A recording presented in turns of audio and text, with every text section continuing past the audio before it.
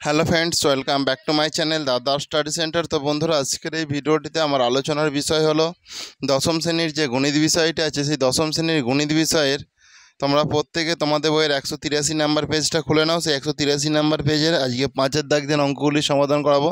তো বন্ধুরা, তোমাদেরকে বলা, তোমরা যদি এর আগের অঙ্কগুলি না দেখে থাকো তাহলে ভিডিও ডেসক্রিপশানে চলে যাও, ওখান থেকে সরাসরি তোমরা আগের অঙ্কগুলি দেখে নিতে পারবে। তো দেখো ভালো করে। বলেছে কোনো গোলাকার গ্যাস বেলুন ফোলাবার সময় তার ব্যাসার্ধের দৈর্ঘ্য 7 সেমি থেকে 21 সেমি হলে বেলুনটির পূর্বের ও পরের সমগ্র ক্ষেত্রফলের অনুপাত নির্ণয় করি। পূর্বে ছিল 7, সেই 7টা বেড়ে 21 হয়ে গেছে পরবর্তীকালে, তাই তো? তাহলে আমাদেরকে সমগ্রতলে ক্ষেত্রফলের অনুপাতটা বের করাতে বলেছে এখান থেকে। তো তোমরা প্রত্যেকে দেখো ভালো করে।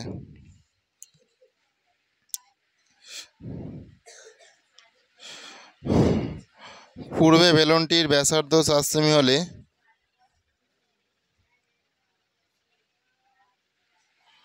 কোন একটি গ্যাস বেলুনের 7 সেমি থেকে 21 সেমি হলে পূর্বে ও পরের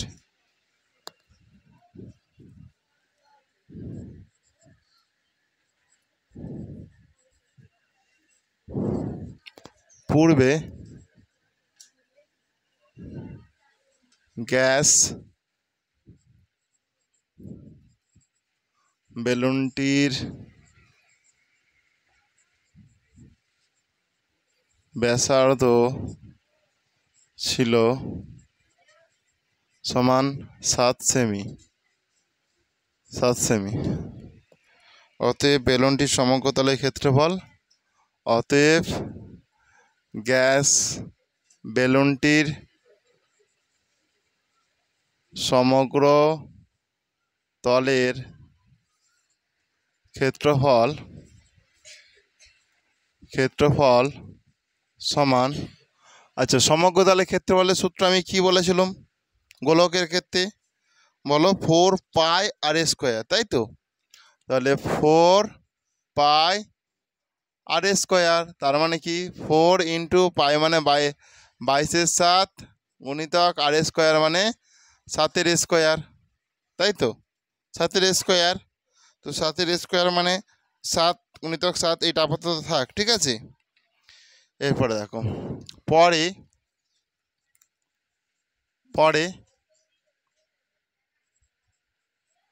গ্যাস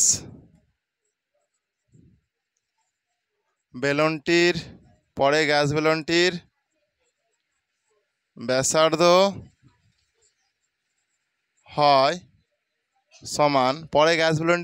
হয় সমান 21 সেমি। অতএব পরে গ্যাস বেলুনটির সমগ্র তলের ক্ষেত্রফল হয় সমান 4 পাই আর স্কোয়ার মানে 4 গুণিতক 22/7 গুণিতক আর স্কোয়ার মানে 21-এর স্কোয়ার। ব্যাসার্ধ কত হয়েছিল? 21 তো, আর ব্যাসার্ধ মানেই তো আর, সেই জন্য আর এর স্কোয়ার মানে 21-এর স্কোয়ার হয়ে গেছে।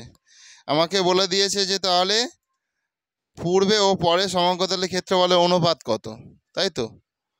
অতএব পূর্বের সমগ্রতলের ক্ষেত্রফল ইজটু পূর্বের সমগ্র তলের ক্ষেত্রফল ইজটু পরে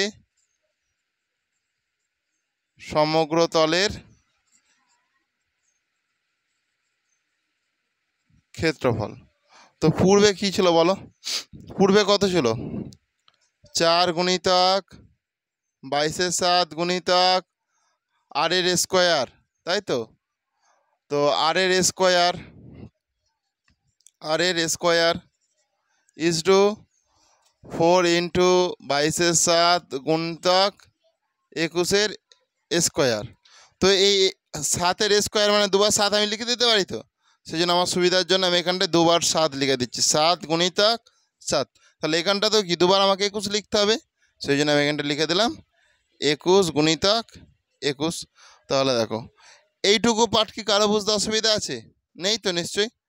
তো এখান থেকে তোমরা দেখো জিনিসটা ভালো করে, আমরা আর এইচ আর কেটে দিচ্ছি, এই 22-এর 7 এই 22-এর 7 কেটে দিচ্ছি, 7 1 7, 7 3 21, 7 1 7, 7 3 21। তাহলে একের সঙ্গে এককে গুণ করো কত হয়? সেই একই হয় তো।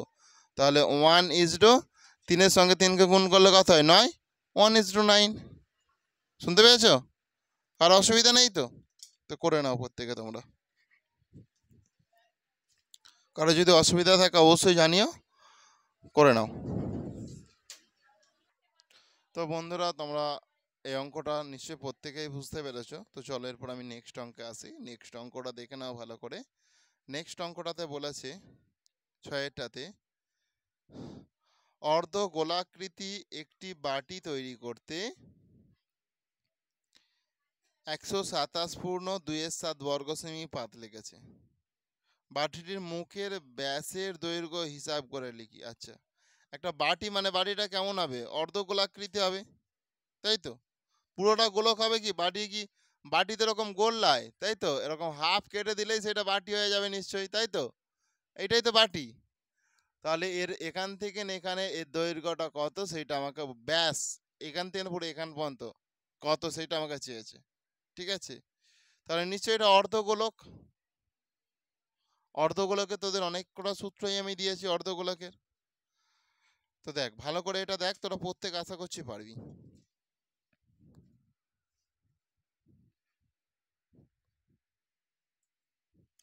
বাটিটি যেহেতু নীরের নয়, বাটিটা কি নীরের? বাটিটা পুরো সই নয় তো। বাটিটা যেহেতু নীরের নয়, ফাঁপা তো, তাহলে কি তার বক্ষতল আমাকে বের করাতে হবে। বাটিটা নীরের থলে সমগ্র তলটা বের করাতে হতো, যেহেতু নীরের নয়। তাহলে দেখো আমি করছি যেটা, বাটিটি যেহেতু নীরের নয়,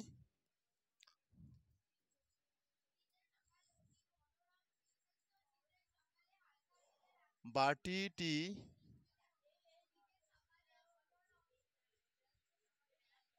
যেহেতু নীরেট নয়, তাই শুধুমাত্র বক্ষতলে পাত লাগবে। তাই শুধুমাত্র বক্ষতলে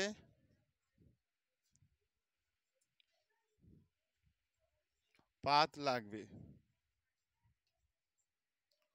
বাটিটি যেহেতু নীরের নয়, তাই শুধুমাত্র বক্ষতলে পাত লাগবে। ধরি বাটিটির ব্যাসার্ধ সমান 8 সেমি। ধরি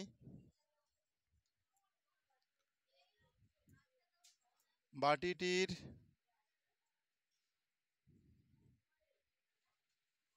ব্যাসার্ধ সমান 8 সেমি হয়েছে। ধরি বাটিটির ব্যাসার্ধ সমান 8 সেমি। অতএব বাটিটির বক্ষতলের ক্ষেত্রফল, অতএব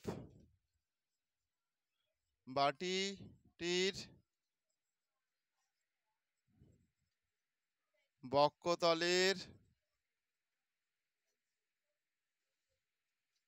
ক্ষেত্রফল সমান, বাটিটির বক্ষতলের ক্ষেত্রফল সমান 2 পাই আর স্কোয়ার। 2 পাই আর স্কোয়ার। তোমাদের দেখো আমি অর্ধবৃত্তের দেখো সূত্র দিয়েছিলাম, দেখতে পেয়েছো? তাহলে এখানে দেখো 2 পাই আর স্কোয়ার আমরা জানি, কিন্তু বক্ষতলের ক্ষেত্রফলটা ওখানে আমার দিয়ে দিয়েছে। দেখো প্রশ্নতে বলেছে যে অর্ধগোলাকৃতি একটি বাটি তৈরি করতে এত সেমি পাত লেগেছে।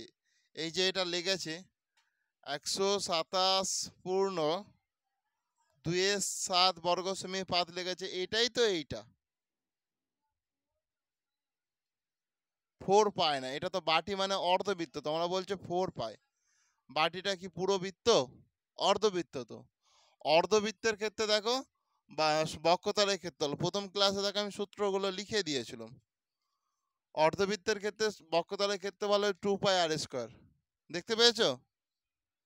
তো দেখো তাহলে আমার এইটা যেহেতু লেগেছে, যেহেতু বাটিটি ফাঁপা, সেই জন্য বক্ষতলটাই লেগেছে এইটা, সেই জন্য বক্ষতলের সূত্র তো এইটা।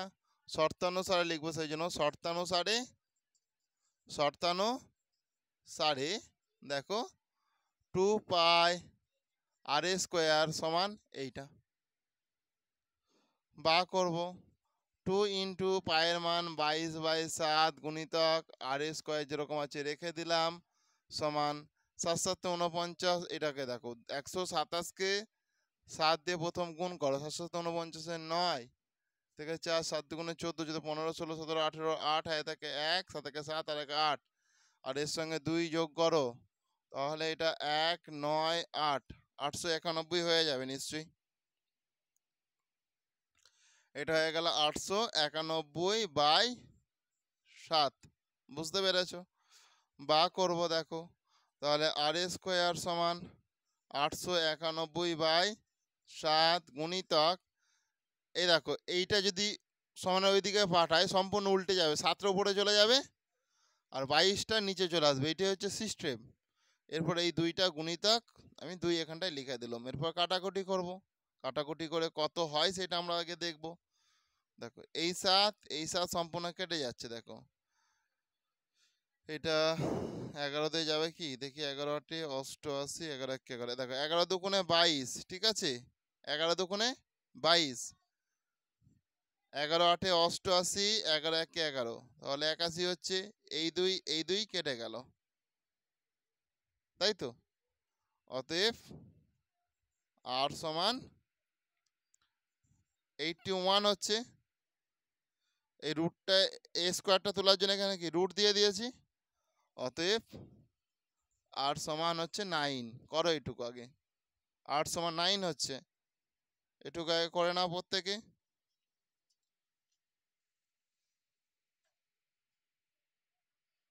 আচ্ছা নিচে কি কোথাও কিছু আছে?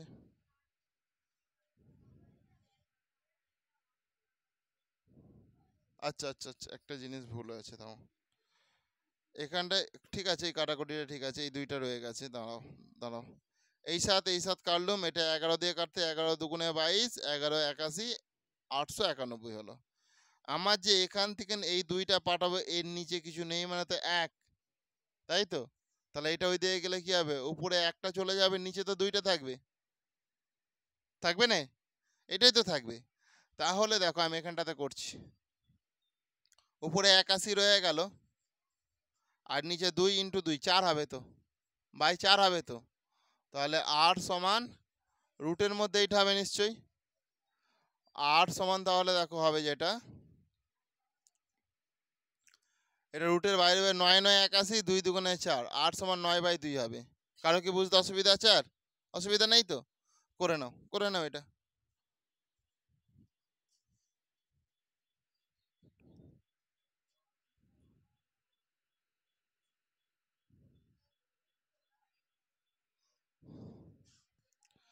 আশা করছি তো বন্ধুরা যতটুকু হয়েছে তোমরা প্রত্যেকেই বুঝতে পেরেছো। তো দেখো তাহলে আমি দেখো করছি, দেখো যেটা তোমরা একটু মন দিয়ে দেখো ভালো করে। এই যে এখানে আর এই স্কোয়ারটা তোলার জন্য পুরোটা রুট দিয়ে দিলাম, এই যে 81 এটা হচ্ছে এখানটা লিখলাম, আর 2 দুগুণে 4 এটা হয়ে 9/2 হলো।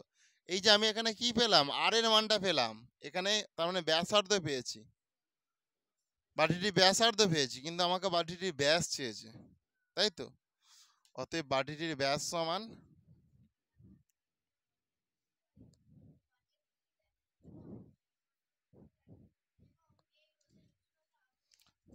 দেখো অতএব বাটিটির বাটিটির ব্যাস সমান, দেখো তাহলে বাটিটির ব্যাস কি হবে, 2r।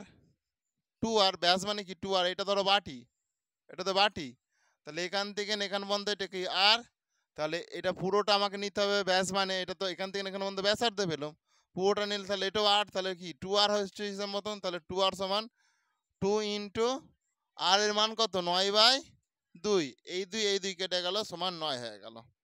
অতএব বাটিটির ব্যাস 9 সেমি, করে দিলেই হয়ে যাবে, করো। অতএব অতএব বাটিটির মুখের ব্যাসের দৈর্ঘ্য, বাটিটির মুখের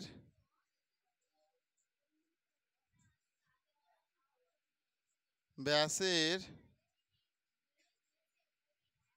দৈর্ঘ্য 9 সেমি। কারো কি বুঝতে অসুবিধা আছে? কারো যদি বুঝতে অসুবিধা থাকে জানাও। থেকে বুঝতে পেরেছো তো? এইটাই তোমাদের উত্তর। করে নাও তাড়াতাড়ি।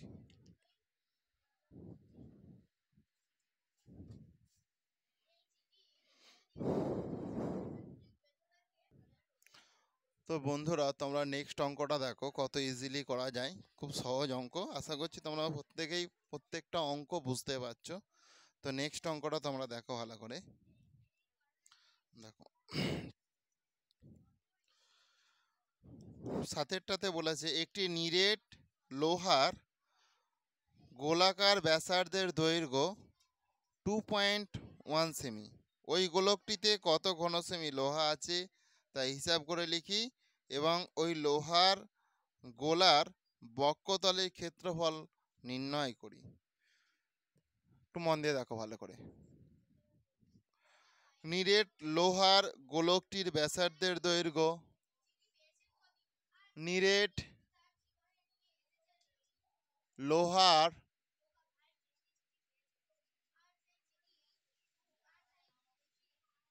গোলকটির নিরেট লোহার গোলকটির ব্যাসার্ধের দৈর্ঘ্য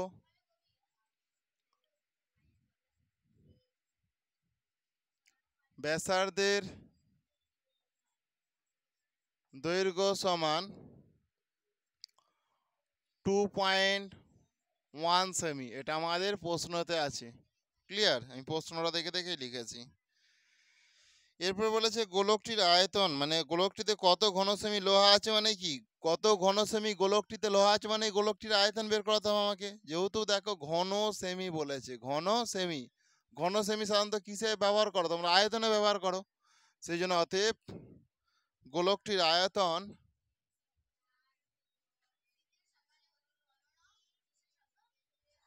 গোলকটির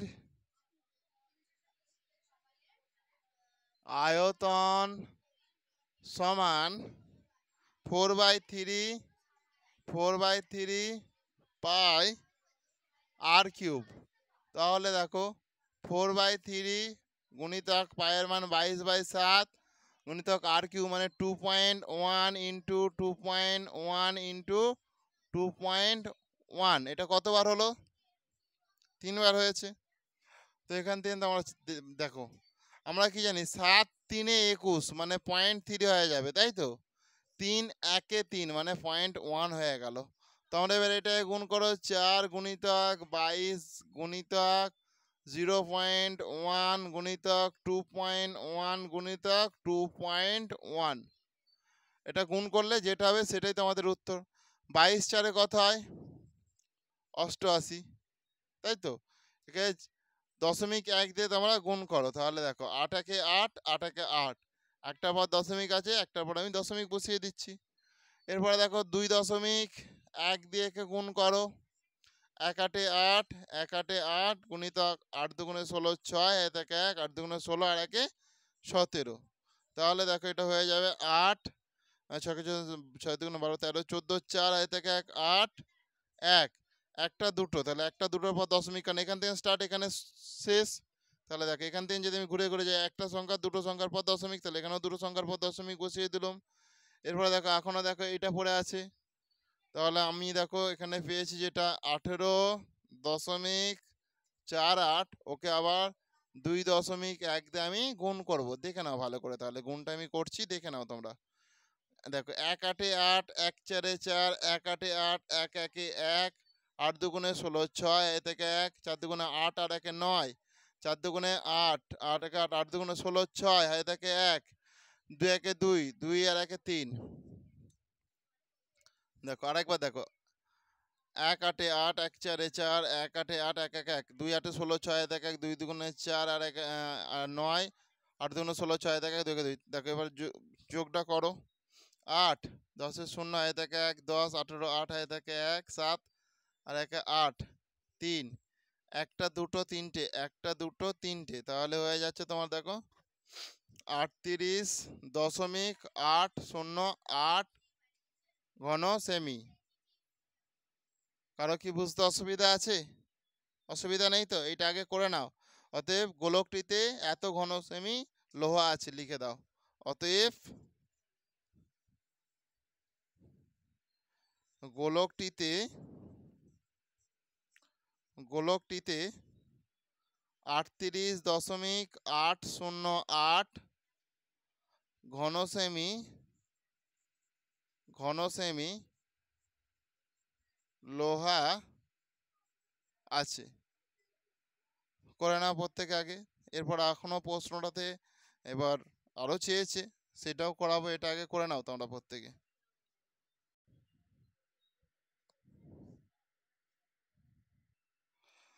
তো আশা করছি বন্ধুরা যতটুকু হয়েছে তোমরা প্রত্যেকেই পুরোটা বুঝতে পেরে গেছো। তো এরপরে ভালো করে দেখে নাও তোমরা, আমাদেরকে বলে দিয়েছে যে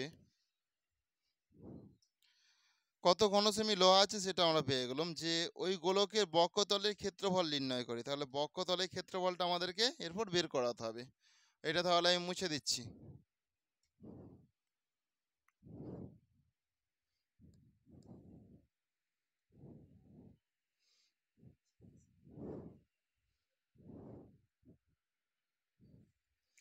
এবং ওই লোহার গোলকের বক্ষতলের ক্ষেত্রফল এবং দাঁড়াও,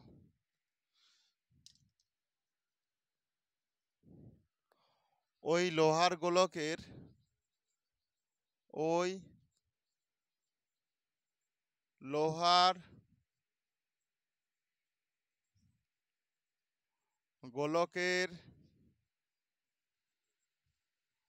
বক্ষতলের ক্ষেত্রফল, ওই লোহার গোলকের বক্ষতলের ক্ষেত্রফল, দেখো আমরা কি জানি সূত্র, 4πr²। 4πr² জানি আমরা, সেই জন্য আমরা দিয়ে দিলাম 4πr² দিয়ে দিলাম। তাহলে এখানটা দেখো 4 পায়ের মান কত, 22/7 r²। আর বলতে আমরা কত 2.1 ধরেছি, তাহলে এটা আমরা 2.1 দুবার লিখে দিচ্ছি, কারণ আর বলতে আমরা 2.1 নিয়েছিলাম, 2.1কে আমরা দুবার লিখে দিচ্ছি। তাহলে দেখো আমরা কি জানি 7 3 21, সেই জন্য 0.3 হয়ে গেল। সেই জন্য 4 গুণিতক 22 গুণিতক 0.3 ইন্টু 2.1। তাহলে তোমরা এটা নিজেরা প্রত্যেকে গুণ করো, গুণ করে আমাকে বলো তোমাদের কত হয়েছে। প্রত্যেকে গুণ করো, গুণ করে বলো যে কত হয়েছে।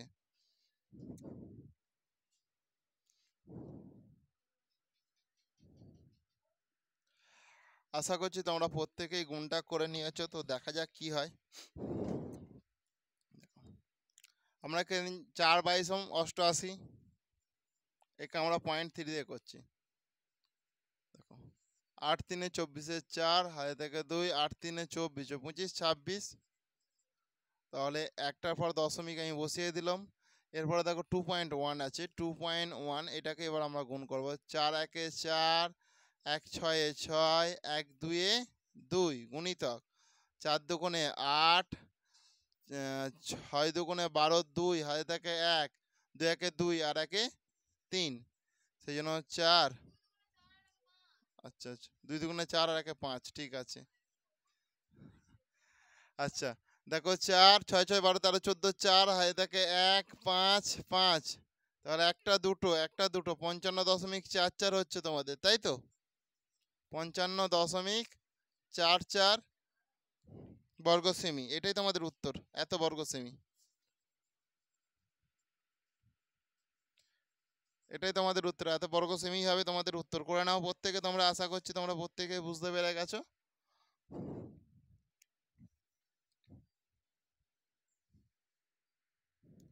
হয়েছে? ঠিক আছে।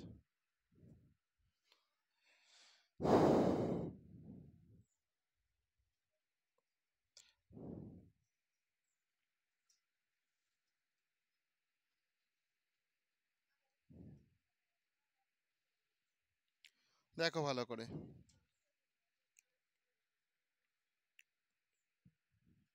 এরপর 8 অঙ্কটা দেখো পড়ছি। বলেছে একটি নিরেট, আচ্ছা, সিসার গোলকের ব্যাসের দৈর্ঘ্য 14 সেমি। একটি নিরেট সিসার গোলকের ব্যাসের দৈর্ঘ্য 14 সেমি। এই গোলকটিকে গলিয়ে 3.5 সেমি দৈর্ঘ্যের ব্যাসার্ধের ওটা ব্যাস চেয়েছে, ব্যাসার্ধের কতগুলি নিরেট গোলক তৈরি করা যাবে তা হিসাব করে লিখি। আচ্ছা, খুব সহজ, প্রত্যেকে করতে পারবে। আমি ভালো করে বলে দিচ্ছি, তোমরা সেইভাবে চেষ্টা করো। নিরেট সিসার লোহার গোলকের ব্যাসার্ধের দৈর্ঘ্য আমরা করে নেবো, কারণ ব্যাস দেওয়া আছে 14, তাহলে ব্যাসার্ধ মানে নিশ্চয়ই এটা হাফ হয়ে যাবে। তো তাহলে আমার ব্যাসে তো লাভ নেই, ব্যাসার্ধ বের করাতে হবে। তাহলে ব্যাসটাকে আমরা আগে ব্যাসার্ধ বের করে নিচ্ছি।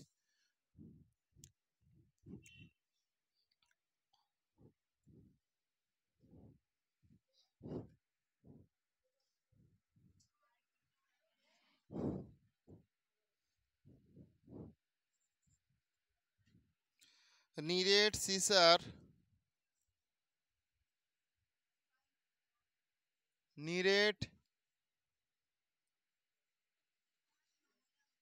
সিসার গোলকের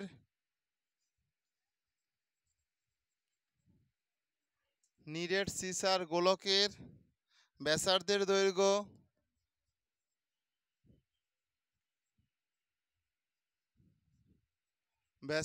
দৈর্ঘ্য সমান 14/2 সেমি সমান 2 7 14 সমান 7 সেমি হয়ে গেল উত্তর। মানে উত্তর নাই, ব্যাসার্ধ হয়ে গেল 7 সেমি। এরপর আমার কাজ কি, আয়তন বের করাতে হবে।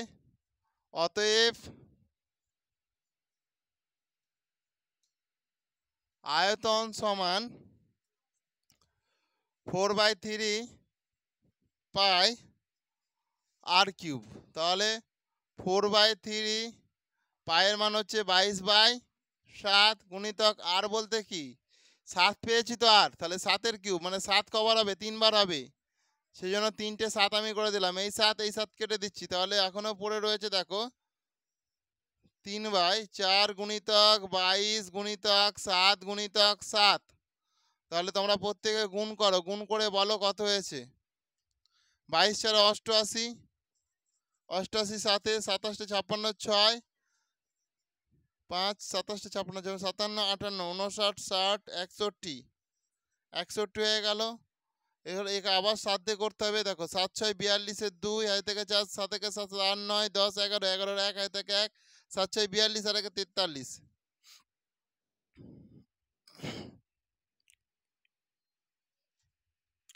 আচ্ছা, মোটামুটি এইটা এইভাবে এখন রাখো, কাটাকুটি করার দরকার নেই, ঠিক আছে? কাটাকুটি করলে, কারণ আমাকে যেহেতু আমরা এটাই রাখছি, কাটাকুটি করলে আমাদের ক্যালকুলেশনটা আরও জটিল হয়ে যাবে।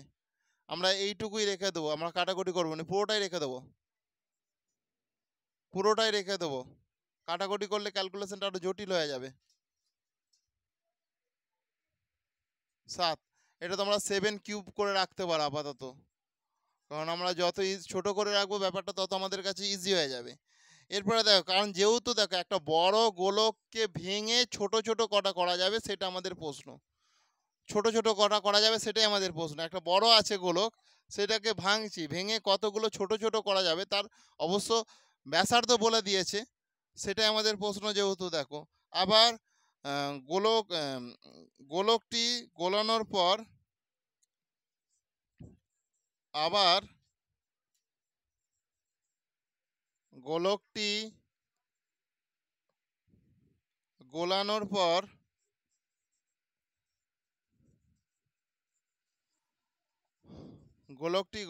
পর 3.5 সেমি দৈর্ঘ্যের 3.5 সেমি দৈর্ঘ্যের ব্যাসার্ধের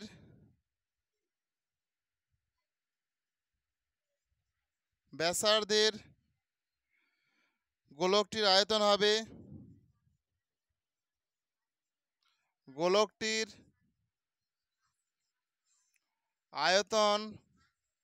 হবে সমান 4/3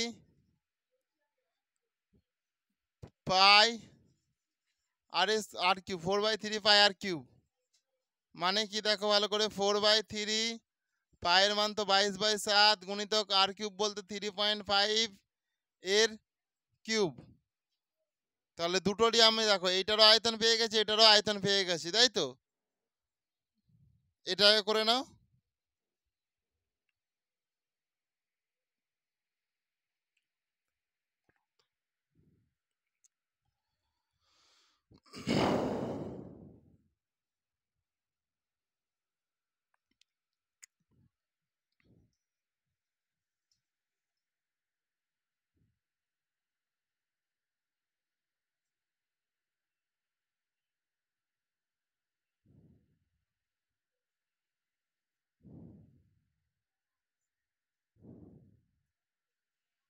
অসুবিধা নেই তো কারো বুঝতে এতটুকু পাঠ?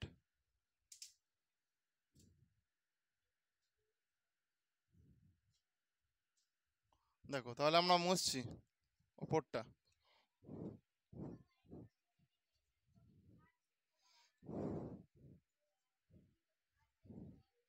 অতএব গোলানোর পর গোলক তৈরি করা যাবে। অতএব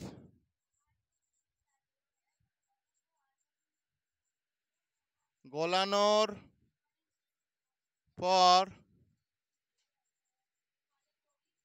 গোলক তৈরি করা যাবে। দেখো ভালো করে,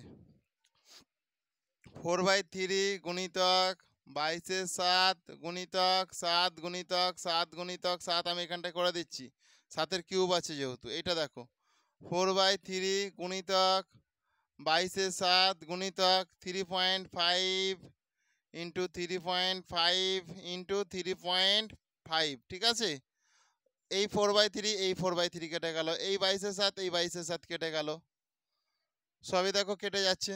সেরকমভাবে কিছু রয়েছে না। দেখো এখানে দেখো 3.5, একে 2 দিয়ে গুণ করো দেখবে 7 পাবে।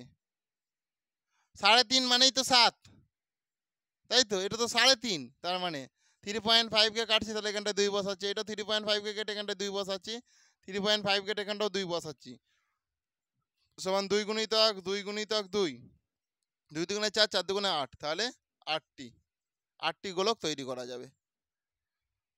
এটাই তোমাদের উত্তর। করে নাও তোমরা প্রত্যেকে।